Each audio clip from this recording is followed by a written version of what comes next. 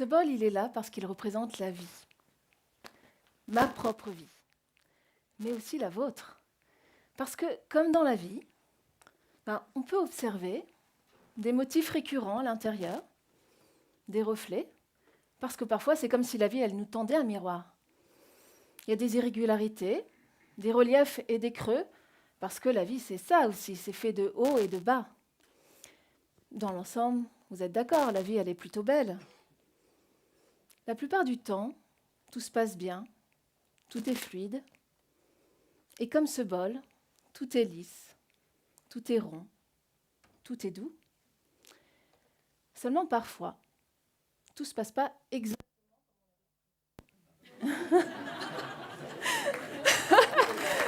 Ok.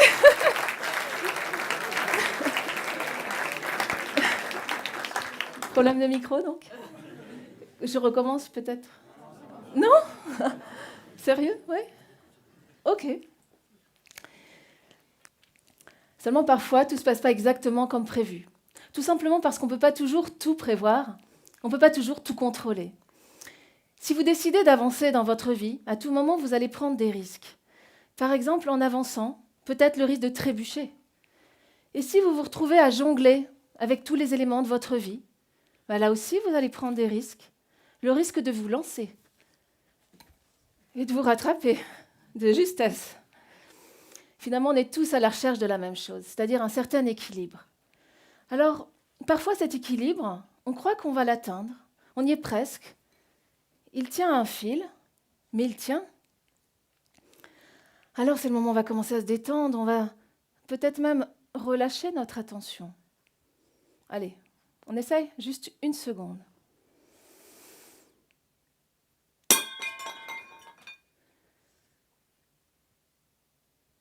Mais parfois, on tombe. Parfois, on se brise. Et comme ce bol cassé en 3 morceaux, nous avons tous des lignes de faille. La douleur, c'est quelque chose qui est très personnel. Parfois, c'est une douleur physique qu'on expérimente. Par exemple, un accident, un handicap, le corps qui vieillit, une maladie. Et parfois, c'est une douleur qui est plus émotionnelle. Par exemple, un licenciement, un deuil, un divorce, une dépression. Mais quel que soit le type de souffrance, nous l'avons tous expérimenté sous une forme ou sous une autre, nous avons tous des cicatrices. Aujourd'hui, vous l'avez compris, je vais vous parler de douleur et de souffrance. Mais je vous rassure aussi et surtout de réparation et de résilience. Alors la résilience en physique, qu'est-ce que c'est? C'est la capacité à absorber les chocs. Et en psychologie, pour l'être humain, c'est exactement la même chose. C'est la capacité à encaisser les chocs de notre vie et à rebondir, à se reconstruire.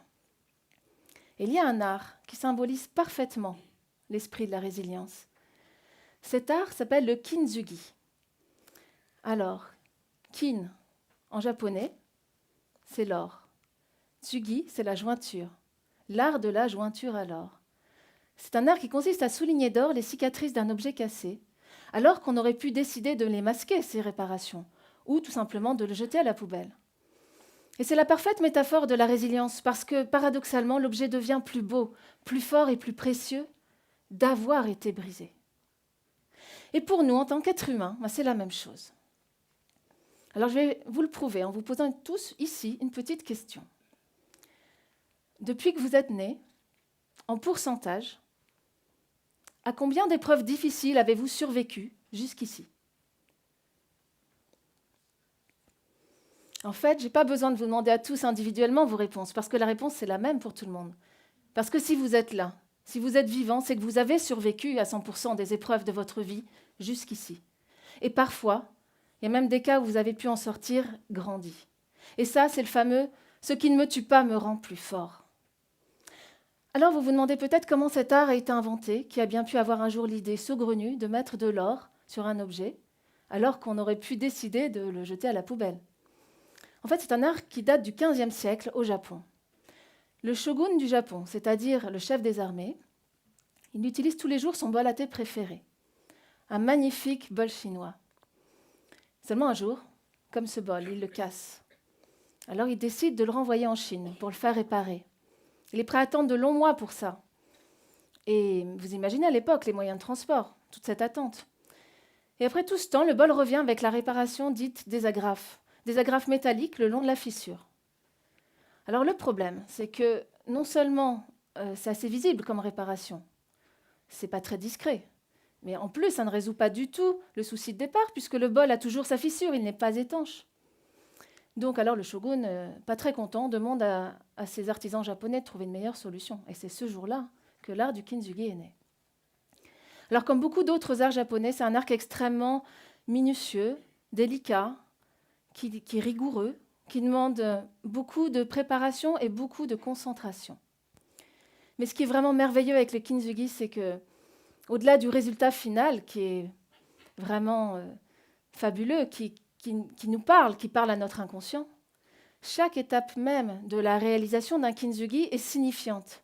Parce que à chaque phase, vous faites un pas de plus vers votre propre guérison. Alors ces étapes, il y en a 6. Je vais vous les exposer les unes après les autres parce que ça peut vous donner des clés vers votre transformation si un jour vous avez affronté une épreuve dans votre vie. Alors la toute première étape, c'est celle où on est comme ce bol, brisé. On se sent sous le choc. On a même l'impression qu'on ne va jamais réussir à se relever. On est littéralement, c'est le cas de le dire, en 1000 morceaux.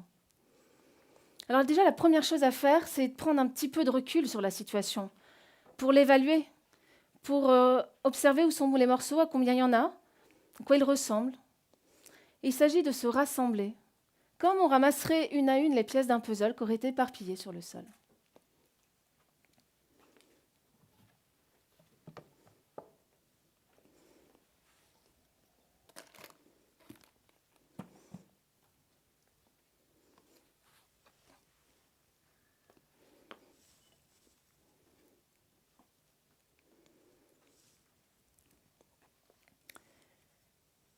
Puis vient la deuxième étape. C'est celle où on commence à recoller les morceaux. Alors, on va rassembler les morceaux avec le sabi, c'est un mélange de farine et de laque.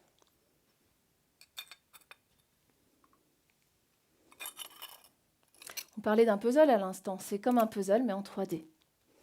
En termes de guérison émotionnelle, c'est le même principe, c'est le moment où vous commencez à recoller vos morceaux, à cicatriser, à combler vos manques. Seulement parfois, comme sur cette photo, il peut nous manquer un morceau de notre puzzle. Et dans ces cas-là, il ne faut pas hésiter à aller le prendre sur un autre objet pour l'intégrer à notre réparation. Parce que ça signifie que dans la vie, on peut s'appuyer sur les autres pour se reconstruire. Il faut même aller le chercher sur un objet qui est encore plus différent, parce que ça va faire des mélanges très intéressants qui défient l'imagination, où 1 + 1 = 3. Puis vient la troisième étape, c'est l'étape de la patience. Alors notre objet, on va le déposer délicatement dans une boîte pendant plusieurs jours pour le laisser sécher. On fait très attention parce que ces cicatrices, elles sont encore fraîches.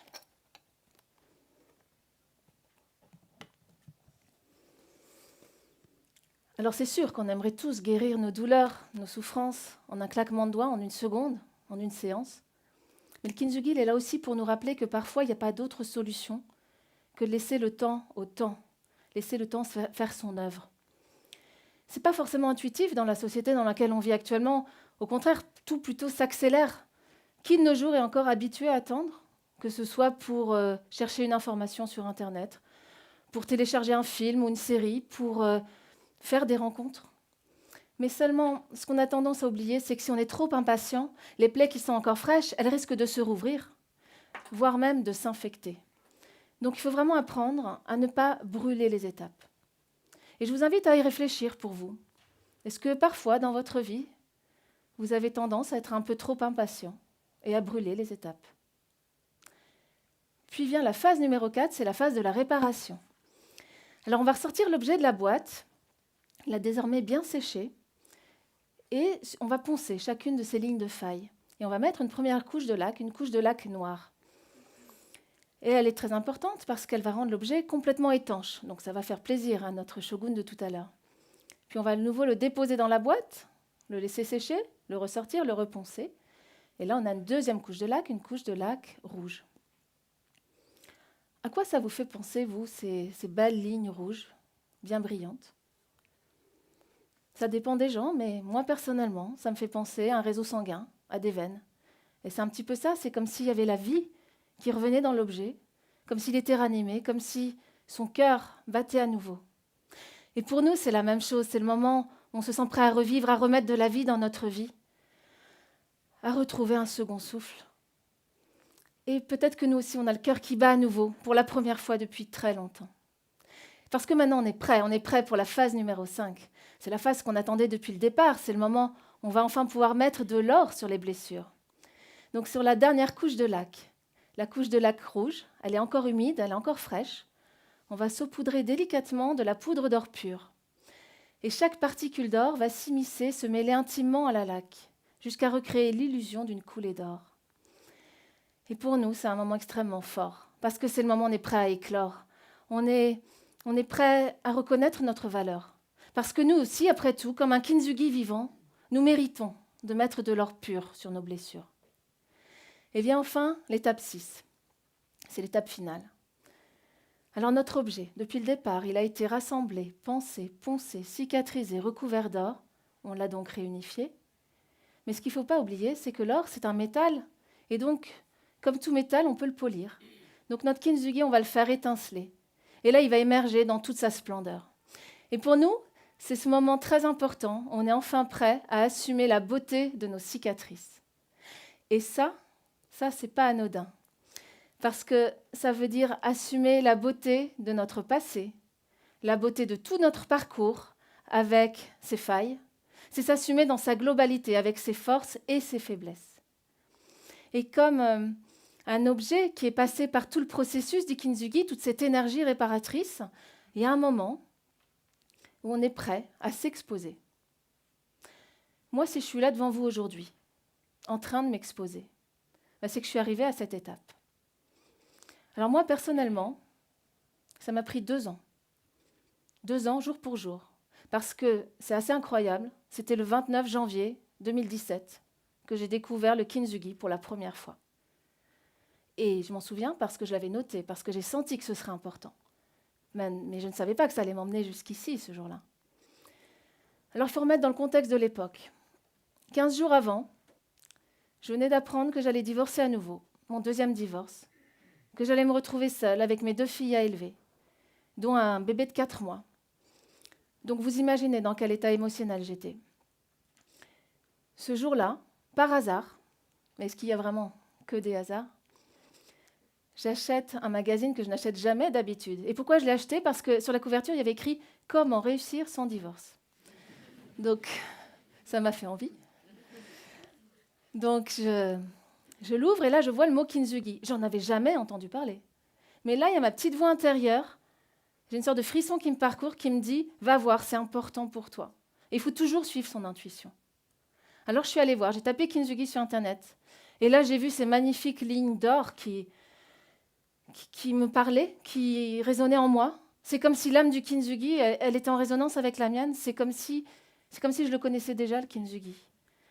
C'est comme si en voyant ces lignes, je me disais, souviens-toi, par le passé, tu as réussi à survivre à d'autres épreuves, peut-être même encore plus difficiles.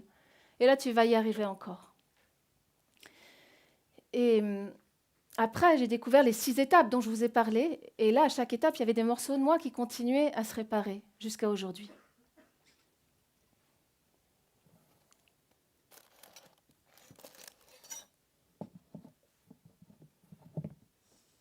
Jusqu'à ce bol. Ce bol, il représente la vie, ma propre vie, mais aussi la vôtre, avec toute la force de la résilience. Moi, je trouve que ce bol, il est plus intéressant qu'avant. Il a une force en lui, la force de son parcours, la force de mon parcours. Il a la beauté de ses imperfections. Il est parfaitement imparfait, comme moi, il me ressemble. Alors maintenant, je suis confrontée à un dilemme, parce que j'ai le choix entre 2 solutions. La première solution, c'est que ce bol, je peux le mettre dans une vitrine. Comme ça, il sera bien protégé, il ne pourra plus rien lui arriver. Je pourrai le contempler tous les jours. Et puis, il y a une 2e solution. En fait, c'est celle que je préfère. Je vous disais tout à l'heure, j'ai tendance à suivre mon élan et je sens que c'est la solution qui m'attire le plus. Ce bol, je vais m'en servir tous les jours. Et bien, c'est sûr que je vais prendre des nouveaux risques. Le risque d'avancer encore, peut-être trébucher, peut-être tomber, peut-être me casser, me blesser encore. Mais maintenant, je sais que ce n'est pas grave, parce que je pourrai toujours remettre des nouvelles lignes de faille en or et ce sera encore plus beau. Finalement, le kintsugi, c'est un procédé quasi alchimique qui parle de transmutation. Parce que comme en alchimie, on cherche à révéler de façon éternelle la beauté d'un objet, comme le ferait un élixir de longue vie, et comme en alchimie, on cherche à changer notre propre plomb en or. Le kintsugi, il parle de transformation, de votre transformation. Alors on ne sait pas de quoi l'avenir est fait.